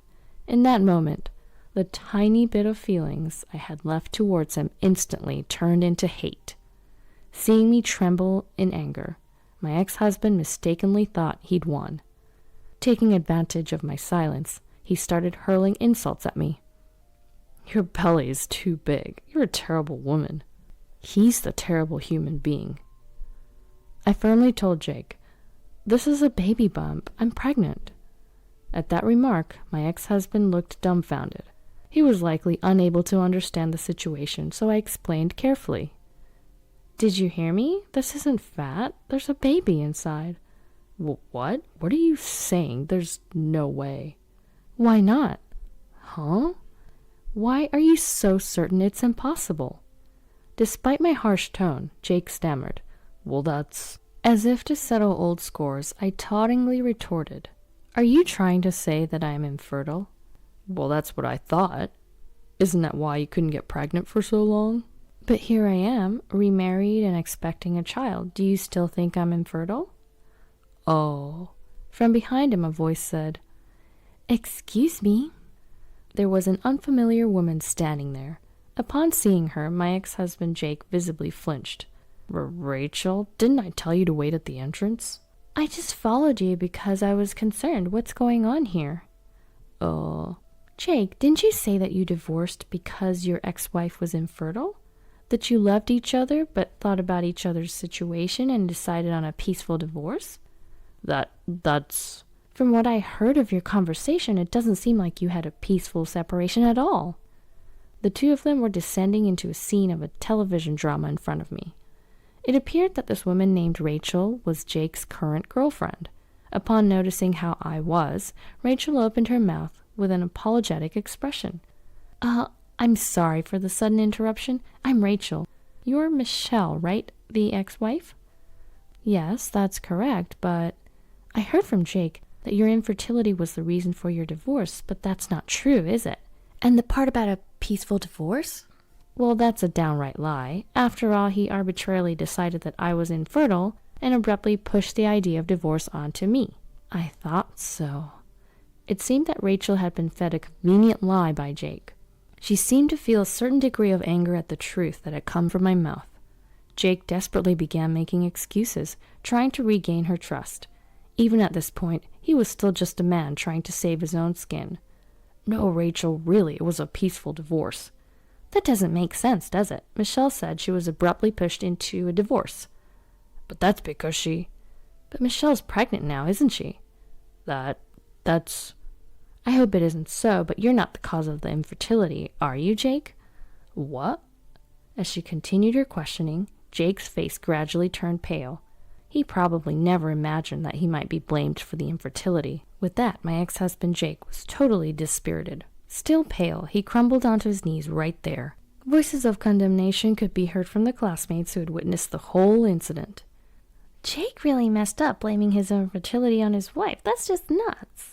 Making Michelle the villain, that's low. That guy's done as a man. Besides, apparently he's a total mama's boy. Ew, seriously? So creepy. Unable to bear the chilly atmosphere, Jake ran off in tears.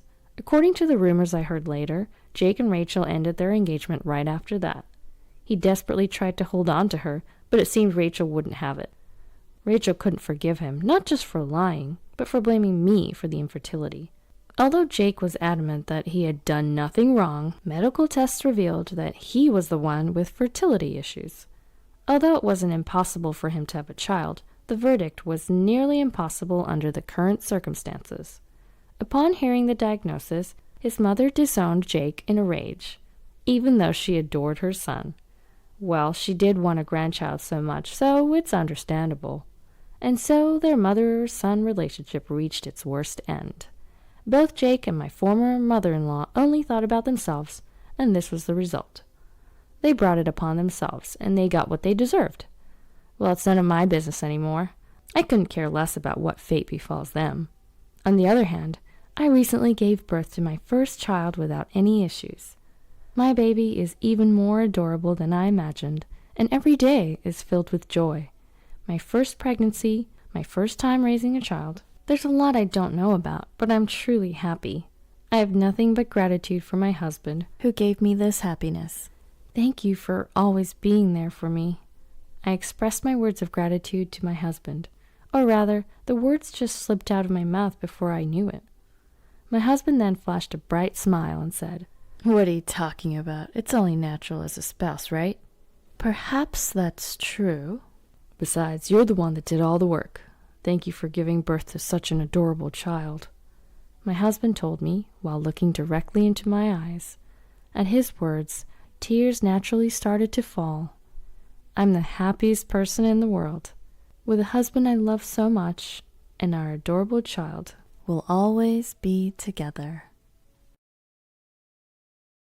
You're so cold. I don't understand how he comes to this conclusion. I have no obligation to help her, and she doesn't even do what she can do for herself. He's scolding the wrong person. I'm a working woman in my 40s, living with my husband. Our daughter, who we were blessed with, is currently in her second year of middle school. I think she's grown up to be quite obedient. There are various problems in our life together, but we maintain a semblance of calm for our daughter's sake, not wanting to change her environment due to our circumstances. But even dealing with my husband alone is a burden, and he takes on additional burdens. It's the existence of my sister-in-law. Every time she has a fight with her husband, she runs to our house, and she won't leave until her husband apologizes and comes to pick her up. It was fine when their fights were resolved within the day during their newlywed days, but now, over 10 years into their marriage, my husband says things like, "Please take care of her until the weekend." It's ridiculous that she hasn't grown up, still repeating the same patterns from her younger days, even in her mid-30s. Every time my sister-in-law intrudes, our daily rhythm is disrupted, expenses pile up, and the only good thing is that she serves as a negative example for our daughter. I don't want to be an adult like that. My daughter complains to me like this. Nowadays, my sister-in-law decides to freeload at our house whenever she pleases, but she does nothing here. Absolutely nothing. She doesn't pay for the expenses she incurs or do any housework. She acts like a complete guest. What's for my lunch? She asks as if it's only natural when I'm about to leave for work. I wonder why she thinks it's natural for her meal to be prepared. I try not to shout or speak firmly. You're not a child, so prepare your own food. If you use the ingredients in the refrigerator, pay for them properly. It's a nuisance to always be fed for free. Of course, my audacious sister-in-law, who never thinks of doing anything herself, won't obediently say, "Understood." She rolls her eyes and starts yelling. What's with the attitude? I'll tell my brother. Just to be clear, she's in her mid-30s. She's married but has no children, yet she's become completely dependent on others. The person she relies on is hopeless too. When my husband receives a complaint from my sister-in-law, he says, "Why don't you just buy her some pastries or something?" So I calmly push back. "Why don't you buy them yourself, with your own allowance?" My husband grimaces and says, "You're so cold." It's just ridiculous.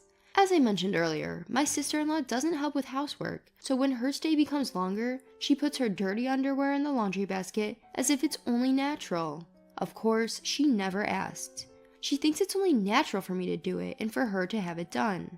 I think it's only natural that I don't do it, so I say harshly, "Wash your own underwear. I'm not your mother and this isn't your house. Besides, you're an adult, or rather, a respectable middle-aged woman, so take care of yourself." My sister-in-law resists this and eventually tattles to my husband. She has no intention of resolving the issue herself. Washing her underwear with the rest isn't a big deal, right? My husband seems to want to impress his sister and say things that miss the point. It's not a matter of time and effort. The problem is that the sister-in-law is in the house, and that she and my husband think it's natural. I become annoyed and say, "Why don't you just have her wash her own underwear in the bathroom? She's not a child." When I say this dismissively, my husband replies, "You're cold-hearted." Dealing with him is truly tiresome. As if I wasn't already fed up with this husband, he brings the problematic sister-in-law into our home and tries to ruin our family. I don't understand what's so cold-hearted. I'm just stating the obvious. An adult woman who would be too embarrassed to have someone else wash her underwear. Even our daughter has started taking care of herself. She washes her own underwear because she doesn't want it mixed with her dad's. As I throw a cold stare at my husband and tell him this, he falls silent. My husband tries to scold me, but always ends up being talked down to. And since he never admonishes his sister-in-law, her attitude only gets worse. One Sunday, when my daughter was sitting on the sofa watching TV, my sister-in-law, who had once again been arguing with my husband, said roughly, "Move, you're in the way." And with that, she swung her leg and kicked my daughter's arm as if to push her away. It was probably for some trivial reason, like wanting to lie down on the sofa. Up until now, I had been letting her get away with just ignoring her. But when she not only spoke out, but used violence against my daughter, I could not forgive her. I stepped in between the two of them to protect my daughter and yelled at my sister-in-law. "What are you doing? It's already insane to barge into someone's house for trivial reasons and act like this is your own place. But to use violence against the child of that house is beyond madness. I have no obligation to let a criminal who hurts my family stay in the house. Get out right now." I had been holding back until now. I had built up a lot of resentment, not just towards my sister-in-law, but also towards my husband's actions. I exploded more than I had imagined. My sister-in-law seemed surprised by my outburst and was speechless for a while. Still, her anger gradually surfaced and she started to open her mouth. But my husband, who heard the commotion, came in and said, come on. So she sulked and sat down in a dining chair. My husband tried to calm me down, but the root cause was him pampering his sister, so there was no way I could be appeased. I thought it would be best to make it clear in front of the sister-in-law at this point. So I said with determination, "I'm not joking. I'm fed up with having our lives ruined by your sister. It's not good for our daughter's education to have someone like her in the house. Send her back to her house right away and don't let her come here again." But my foolish husband seemed to take the situation lightly and replied nonchalantly, "Don't exaggerate. If you just tell our daughter to be careful, there won't be a problem, right?" I was at my limit and said while glaring at him, "What are you talking about? I've thought this for a while, but aren't you too lenient with your sister? Is she holding some kind of leverage over you?" My husband didn't like my attitude and pushed me away, saying, "What kind of way is that to talk to your husband?" He pushes me away. I hadn't expected my husband to be violent, and he put a lot of force into it, so I couldn't withstand it. Flew back into the decorative shelf, and a heavy clock fell on my shoulder, causing intense pain. My daughter screamed and rushed to me, but my husband didn't seem to care, and said, "If you learn from this, you should reflect," and left the living room. My sister-in-law was smirking while watching the scene. I can't take it anymore. I can't expect any reasonable thoughts from my husband. It's not just about my sister-in-law. My husband can't hold down a job. When things get a little tough, he quits and looks for another job. His current job is part-time and pays less than a college graduate's starting salary. He couldn't even pay off his college loans, so I've been covering for him after making him sign a promissory note. I'm the one supporting our life now, and doing all the housework. Despite that, my husband doesn't appreciate it and has this arrogant attitude. He doesn't understand his place at all. If he can't understand it, I have to make him understand, right? I decided to divorce him and use this injury as leverage by getting a medical certificate from the hospital. I felt bad for my daughter, but when I talked to her about it, she agreed and said she would come with me after the divorce. There's no reason to hesitate now. I prepared the divorce papers and confronted my husband. He panicked and said, "Calm down, we have a daughter. We can at least wait until she's an adult, right? It's not good for her education if her parents get divorced." I yelled back at him, "It's not good for her education that you're yelling your sister's behavior. You don't even care when our daughter gets kicked. You're a failure as a father to anyone who sees it. I bought the apartment we live in, so it's in my name. I let you stay in the house until now, so why don't you go live with your sister?" I kicked him out. I don't know what happened to my husband in the end, but I sent his belongings to my sister-in-law's place since they weren't much. The divorce negotiations were prolonged because my husband resisted the amount of compensation I proposed, but eventually he gave up and agreed to the divorce when I reduced the amount. I let his debt to me go by having him give up his share of the property, but I have no intention of forgiving him or my sister-in-law for everything that's happened. I don't think he can pay it off properly, but I have to make him realize the weight of what he's done. Well, a man can manage well enough if he works hard and doesn't rely on others. I must have spoiled my husband too much up until now. That's probably why he spoiled his sister too much. I have to reflect on this too. My daughter, on the other hand, is growing up strong and steady, unlike what you'd expect from our child. I have to be grateful to my husband for at least giving me our daughter. Thank you for watching until the end.